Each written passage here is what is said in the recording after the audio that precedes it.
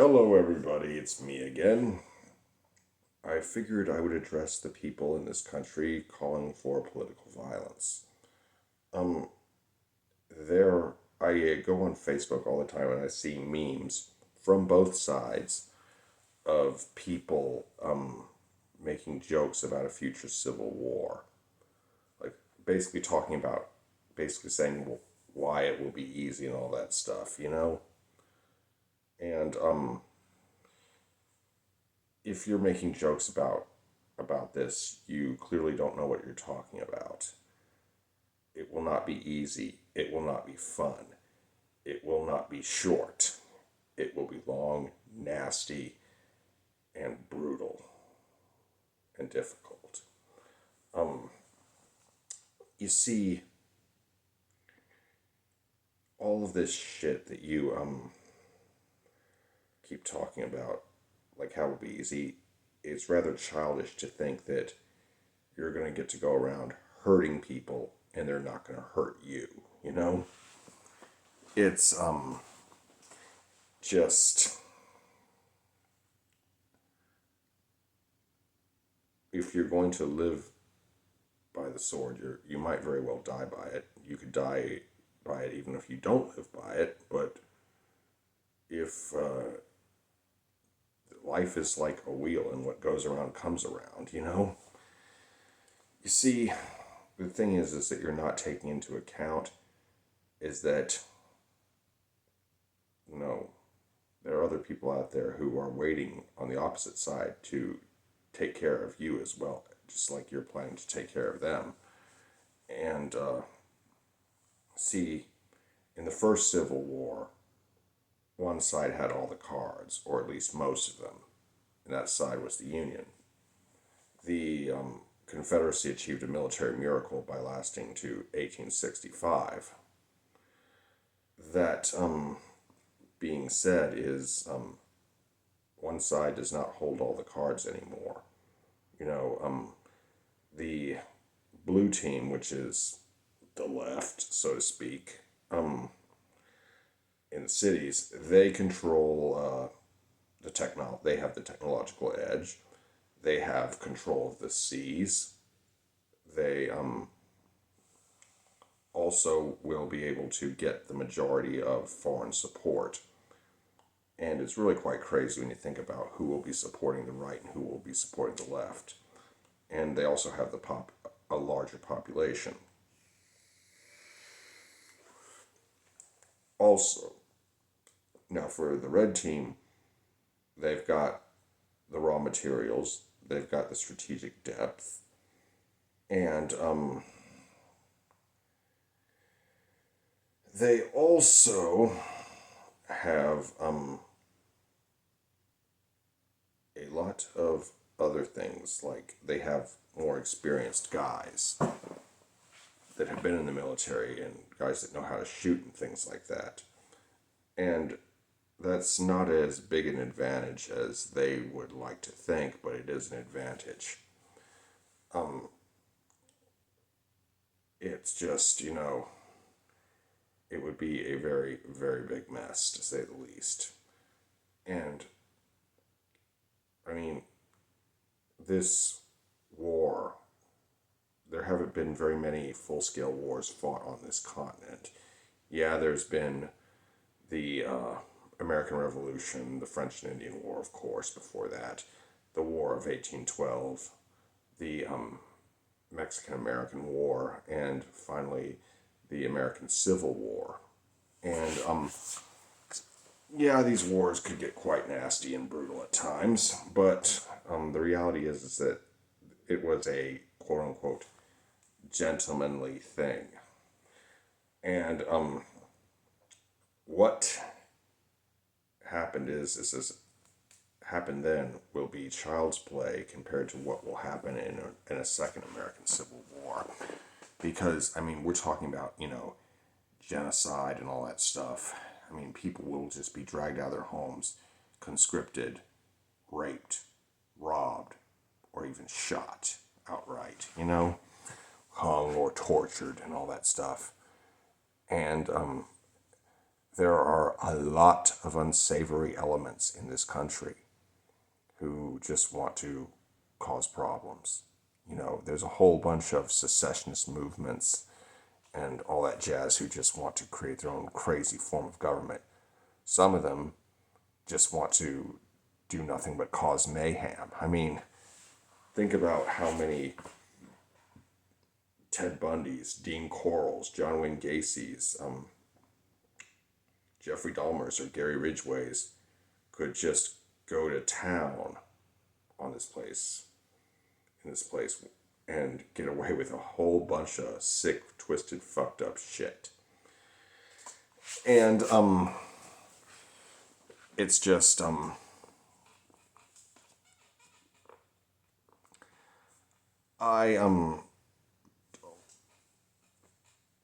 also it's like there's a whole bunch of other countries that, like, China and Russia, Iran, North Korea, who would love to see America descend into a civil war. If I was Putin, Xi Jinping, or Kim Jong Un, or some Ayatollah in Iran, or mullah in Iran, or just some guy on the street in any of these countries, I'd be like, please have a civil war, please. America, please. And that's why a civil war must be avoided at all costs, because we might find ourselves subjugated to by a foreign government. United we stand, divided we fall. You might want to remember that, because as in the this movie about the Civil War that's out now, people are criticizing it as unrealistic because California and Texas would never join together. Well, we need to live in a country where that is possible. We need to realize that there comes a time where we all have to put aside our differences and work together for the common good. And the thing is that it's like, and you might think that, oh, I'm a high-speed death machine and all that stuff. Well, guess what? Chris Kyle was a high-speed death machine too. And he was way more awesome than you. And still, somebody walked up behind him and shot him in the back of the head. And that was that. But,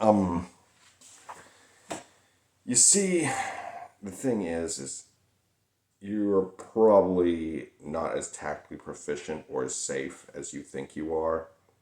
And, a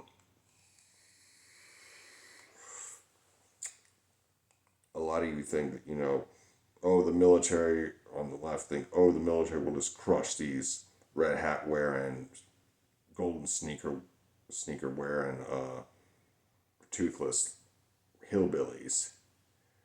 Well, a lot of the troops, current and former, fall into that category. And you might scoff at them thinking, oh, that guy believes that the world is 6,000 years old, or that guy's not college educated. He does this or that for a living now. Well, just because you believe the world is 6,000 years old, doesn't mean that you're not a really, really good military tactician or strategist. It doesn't. It also doesn't mean that they can't fight. And it's like all these people who on the right who say, oh, we're gonna rip the shit out of those anti-gun commies. They don't even have guns. Ha ha ha ha ha. Well, guess what? They got a lot of industry, and they could make themselves some guns. They could make themselves some tanks, and they could make themselves some UAVs and some attack helicopters. And you see, that's the thing. It's not going to be easy, and it's very easy to turn somebody into a decent marksman. I mean, marksmanship instructors often prefer people who have never fired a weapon in their lives before, as opposed to a guy who's been hunting and shooting and being a redneck since birth. because they're easier to train. They haven't developed bad habits. See, the right tends to see its enemies as a whole bunch, tends to see the left as a whole bunch of pussies. The left tends to see the right as a whole bunch of dumbasses. Well, neither stereotype holds much weight. It really doesn't. And the fact of the matter is that a lot of you are really underestimating your enemy, and you will pay for it dearly. You know, your hubris is not a good strategy, and it will not serve you well. We all need to come together and recognize the danger of this and calm the fuck down. And there are also those of you watching this probably thinking that I'm full of shit and that'll never happen because Americans are too comfortable. Well, they said that before the English Civil War. And a lot of quote unquote comfortable societies have descended into anarchy. And, but it's just, there will just be so much chaos and carnage when this happens. And I mean, it'll be everything. It'll be, everything from large scale military campaigns to terrorist attacks and everything in between. It's not something we ever want to find out about at all. That being said, I hope you enjoyed my video. Wait a second. I have something else. I have more to say. Is that, if this shit goes down, there will be, you'll have to deal with all the things you take for granted. And I ain't talking about Wi-Fi or air conditioning or heating. I'm talking about things like plumbing, lights. I'm talking about having a full tank of gas for your car.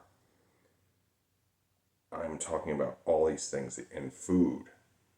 All of these things that you take for granted, and plumbing and all that stuff.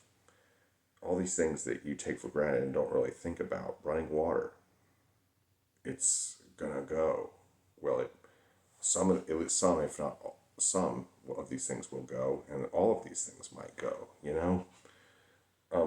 and you do really don't want to see this because there'll be diseases, infant mortality will skyrocket. I mean, losing a child is supposed to be the most horrific loss any person can experience. That may be so, but if a civil war starts, meeting a person who has not lost a parent who has not lost a child, it's going to become an abnormality. It's either, if you're not somebody who's lost a child, either you don't have children or are very lucky. Anyway, I hope you enjoyed this video. Be sure to like, comment, share, and subscribe. Be good, y'all, and be peaceful.